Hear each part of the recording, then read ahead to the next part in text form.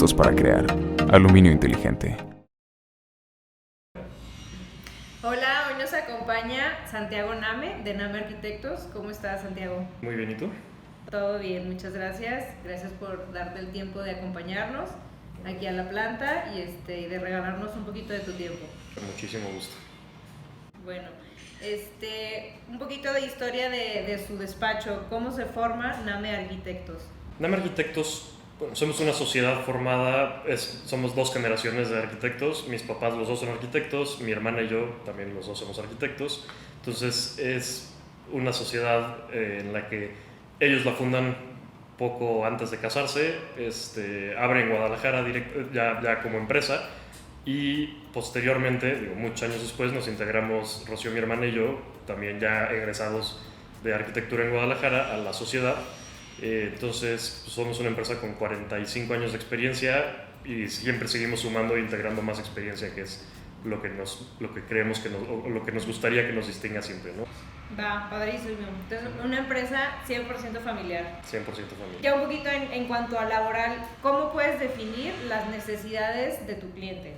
Nosotros, bueno, sea el cliente que sea, siempre nos gusta mucho tenemos una primera reunión en la que nos conocemos, platicamos, y luego, a partir de que ya se hace un tema de proyecto, que ya estamos empezando un tema de proyecto, hacemos una entrevista. Nosotros tenemos un formato hecho que literal nos sentamos y es un poco lo que estamos haciendo. Okay. Y es saber, es preguntarles todo, ¿no? El arquitecto se vuelve, en la gran mayoría de proyectos que hemos hecho, nos volvemos muy amigos de los dueños, porque acabas teniendo una relación por el año o los 2 años que dura una obra, acabas teniendo una relación muy íntima con ellos.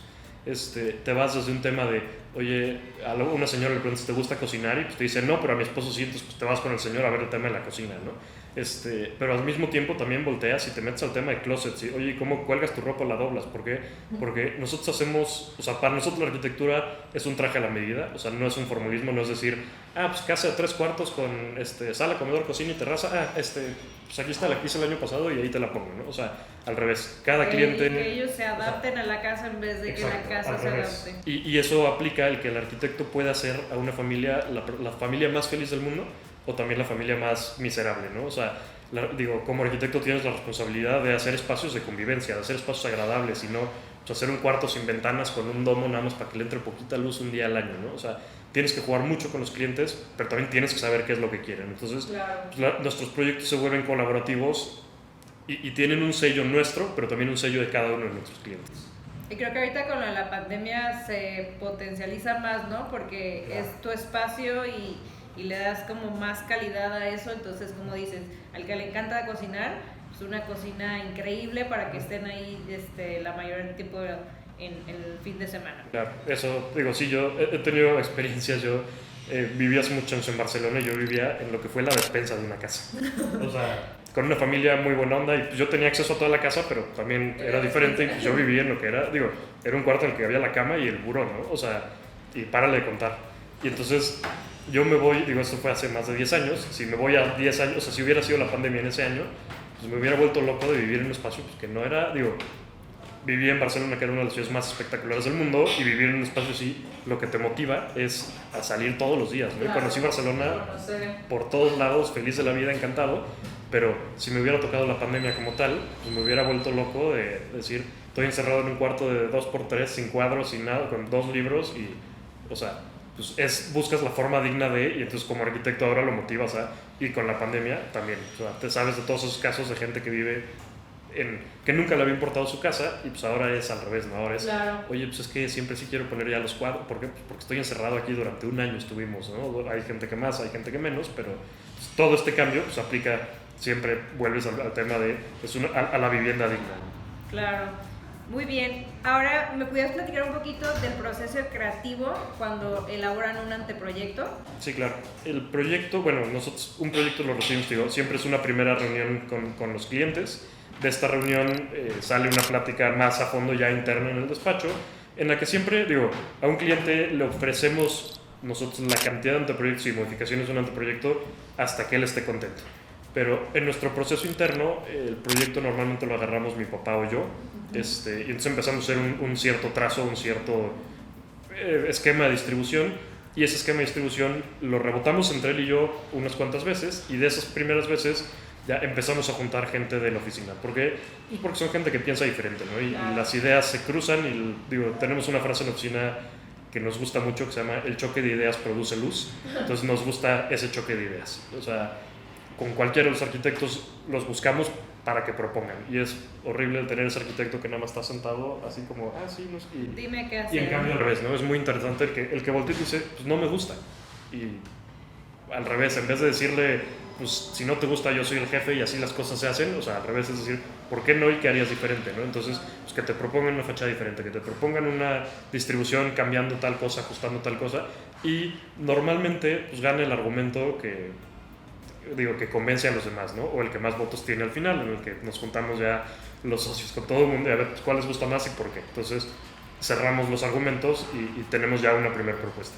Esta propuesta se la presentamos a los clientes, apoyada siempre en material visual, o sea, de renders o imágenes virtuales.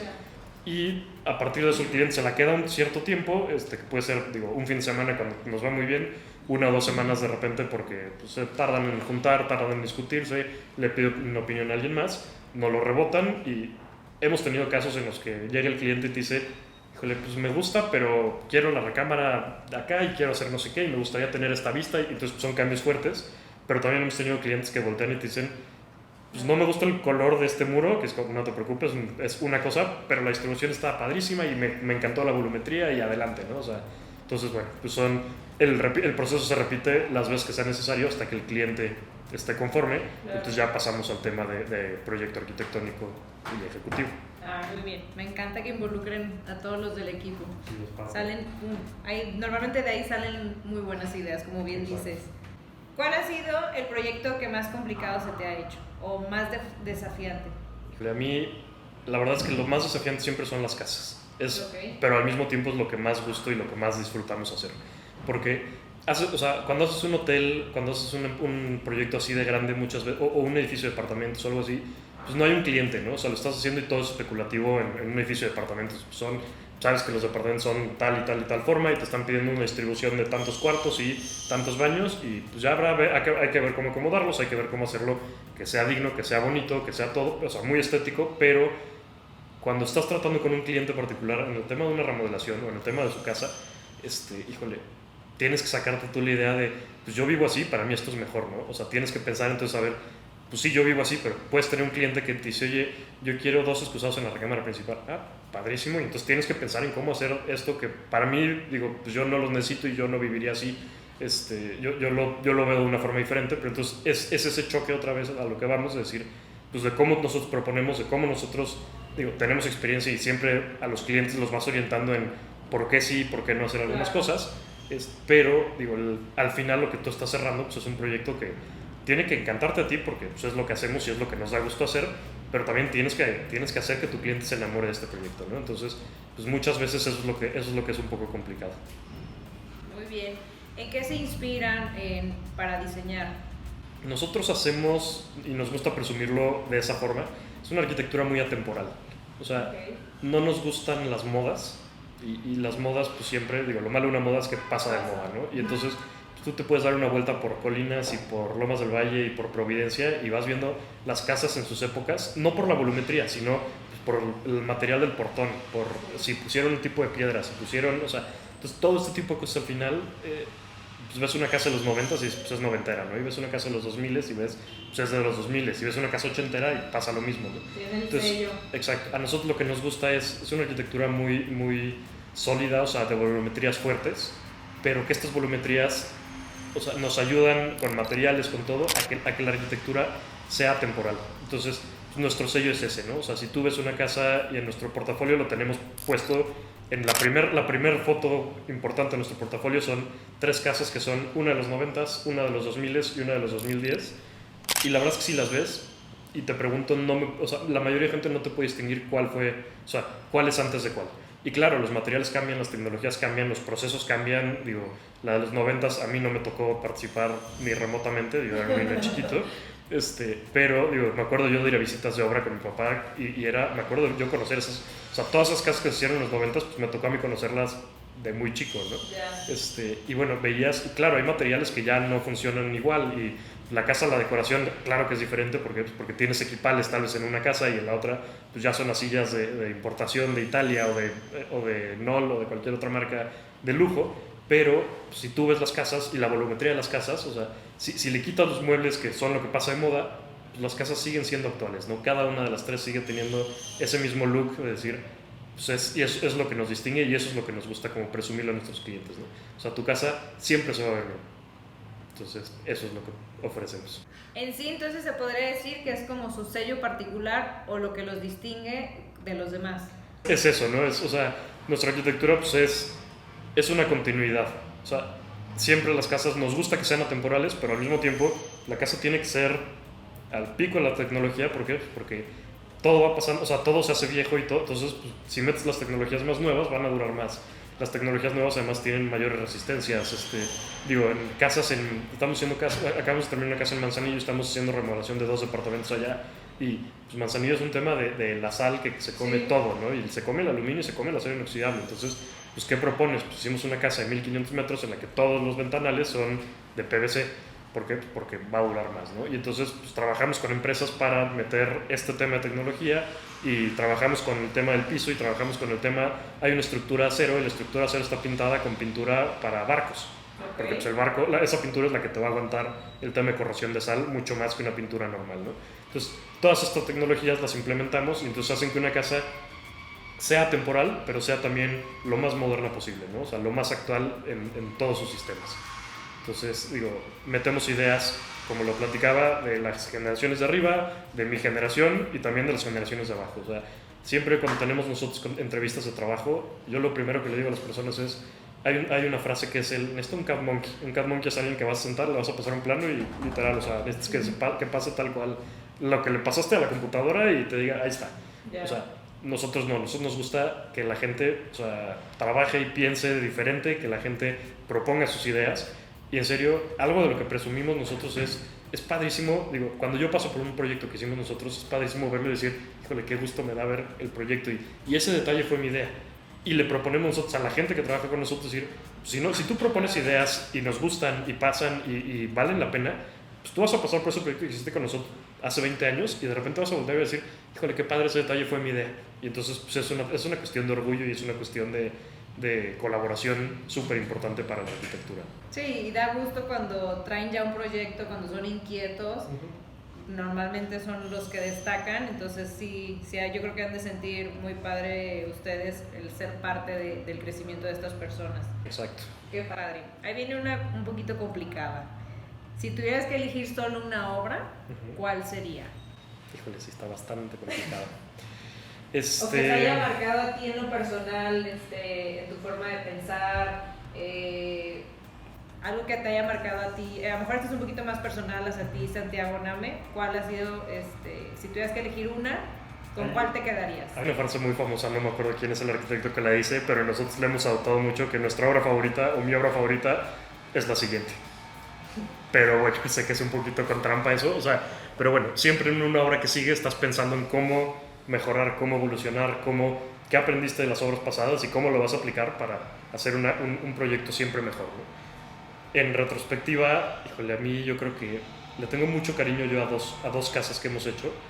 Una aquí en Guadalajara, que fue el primer proyecto en el que ya nos involucramos, Rocío, mi hermana y yo, en tema o sea, nos tocó las discusiones, nos tocó meternos desde un principio y nos tocó toda la obra y bueno, son los clientes que les tenemos muchísimo cariño. Pero luego también hay una casa que fue una casa muy interesante, es una casa que se hizo para un capitán de barco retirado y un ingeniero civil. Entonces, pues ellos llegaban y él decía mucho el tema de yo quiero que mi casa me recuerde al algo del mar, ¿no? O sea, él era un barco atunero, se iba 8 a 10 meses al año y pues la esposa, que era ingeniero civil, pues en vez de quedarse cruzada de brazos, hizo una desarrolladora. Entonces, pues él mandaba lo que ganaba y ella pues lo invertía y hacían casas y hacían cosas. Cuando nos piden su casa, es muy chistoso porque son esta pareja en la que los papeles están muy invertidos, ¿no? Él es muy, muy soñador, muy romántico. Es la perfecta descripción de cómo te imaginas un capitán de barco, o sea, casi así recargado en el barco con su pipa. No sé si fume pipa o no, pero viendo el atardecer. Y ella, pues, tiene la mentalidad ingeniera y es así las cosas, ¿no? Entonces nos rayamos porque lo típico que llegas a una casa es oye, la cocina, y pues volteas a verla a ella y, oye, pues ¿cómo te gusta la cocina y qué quieres? Dices, no, si el que cocina es él, o sea, yo no me meto ahí, a mí no me importa la cocina, o sea, y son estos temas teníamos una burla en la oficina, de repente encontramos una casa que era la típica, que es un barquito así como, o sea, un restaurante más bien como de barquito entonces la colgamos con un letrero que decía Tepic, y bueno, llegó el cliente de repente la ve, bueno, yo creo que se metió una enojada de así como de, ¿y eso qué significa? No, es que ahorita vas a ver tu casa y vas a entender que, digo, cuando nos dijiste que querías una casa que pareciera un barco, pues la burla es decir, obviamente esto es lo que no vamos a hacer, ¿no? Entonces, pues agarramos en un terreno bastante complicado un frente de la casa que se abre como una quilla de barco en el que de un lado tienes la puerta y atrás hay una escalera de caracol que acaba siendo una chimenea, ¿no? Okay. Entonces, pues, cuando les presentamos las primeras imágenes de esta casa, les encantó, o sea, se enamoraron del proyecto y es padrísimo en serio ver cómo lo seguimos viendo con relativa frecuencia, o sea, nos los hemos encontrado otras veces, hemos estado en temas de colaboración con ellos para sus temas de su inmobiliaria, pero digo, cada vez volteas y dicen, es que nos encanta nuestra casa, y a mí me tocó ya este proceso de la casa, dibujar el proyecto casi completo, yo pensar cada solución, yo fui a sacar las fotos, que me encanta el tema de la fotografía, o sea, entonces le tengo un cariño especial a esa casa en específico. Que te quedó marcado. Por la evolución, ¿no? O sea, claro. y es un poco a lo que volvíamos en un principio, decir, pues la idea es colaborativa con un cliente, ¿no? Y cuando el cliente te dice, quiero esto, y dices, pues ¿cómo lo voy a hacer, no? Y llegas y lo ves en la casa y es, en serio, digo, es una fachada de una casa que ha tenido muchísimo éxito, que a nosotros nos encanta y pues a la persona más importante que son ellos, que también su opinión es igual de positiva, ¿no? O sea, les encanta vivir en su casa, les encantan los detalles que hicimos para ellos, a él le encanta llegar y ver esta fachada que es un barco, o sea, muy abstracto y muy hecho en nuestra forma, pero pues ahí está, ¿no? Y ahí está la solicitud y ahí está todo resuelto y hecho como se tenía que ser, ¿no? Entonces, pues sí, es un proyecto con especial cariño para mí. No, y esos comentarios que a pesar de los años te sigan recordando, oye, me encantó mi casa, yo creo que eso no tiene precio al final de cuentas. Exactamente. ¿Cuál consideras que es el panorama de la arquitectura en México? Yo creo que ha subido, hay una serie de arquitectos de todas las edades muy muy buenos, con exposición a nivel local, nacional, internacional, pero además ya no nada más en México, ¿no? Ya es a nivel mundial, o sea, ya puedes saber qué se está haciendo en China, qué se está haciendo en Estados Unidos, qué se está haciendo en Inglaterra, qué se está haciendo en Sudamérica, ¿no? Y hay arquitectos de talla mundial que también, pues ahora dan más ahora después de la pandemia, digo, las conferencias ya no son presenciales, ya son por Zoom, ya son por Google Meet, o sea, ya puedes ahorita meterte una conferencia o ver una conferencia de hace una semana en YouTube y ves de unos arquitectos que pues, nunca han venido a México, pero te están proponiendo una idea totalmente diferente a la arquitectura o un proceso muy diferente, no sé si el de todos los arquitectos, pero muy diferente al nuestro, ¿no? Entonces, pues vas adoptando esas cosas que te gustan de cada uno, ¿no? Siempre los libros les tenemos un cariño especial y seguiremos comprando libros creo que toda la vida, pero pues, sí, la arquitectura ha evolucionado y este jalón ha hecho que la arquitectura se vuelva mucho más internacional. Y eso se refleja en la arquitectura mexicana, que es o sea, los buenos arquitectos son los que están logrando hacer un balance entre la internacionalización de la arquitectura, pero también al mismo tiempo el seguir con las raíces mexicanas. Sí, y también siento que lo que en cuanto a turistas y así, en cuanto a México, les encanta lo que es el color, el folclore. Claro. Ves fotos de extranjeros y ves que le toman foto a la fachada y hasta tú mismo siendo mexicano dices, oye, como que no había visto la importancia o la belleza de esta fachada como hasta que otra persona lo enmarca, ¿no? En una foto o algo, y la verdad lo vivimos a diario. Claro, no, y además tenemos todo cerca, ¿no? Digo, San Miguel de Allende es una pueblo, porque ya es ciudad, pero espectacular, y ves a la gente en serio que va sacándole fotos a las puertas. Y sí, exacto. Para ti es lo más normal esa puerta, ¿por qué? Pues porque la has visto en la casa de tu abuela, en la casa de Tapalpa, no sé quién, en el pueblo, o sea, y creciste con ellas, pero cuando ves a alguien más apreciando eso, claro, dices, pues algo estamos haciendo mal si no estamos haciendo, digo, no voy a hacer la puerta de la hacienda, pero pues, ¿por qué no sigo buscando ideas de estas fachadas y de estas volumetrías anteriores? Digo, a muy buen logro, ¿no? Y claro, modernizarlas, actualizarlas, chocarlas con cómo hacemos nosotros arquitectura, pero claro, o sea, sí es una evolución súper importante. ¿Qué le dirías a tu yo de hace 10, 15 años? al de hace 15 años, sería un poco diferente al de hace 15 años o al de hace 10. El de hace 15 años estaba entrando a arquitectura. Digo, no te esperes, porque yo entré a arquitectura de una forma pues, de familia de arquitectos. Yo llegaba y la materia de primer semestre, que es papelitos 1, pues para mí era estresante, ¿no? Yo ya quería meterme a hacer proyectos y quería discutir con los profesores de arquitectura y pues, tenías mis compañeros, la mayoría que vienen de familias de no arquitectos, pues era una forma muy diferente.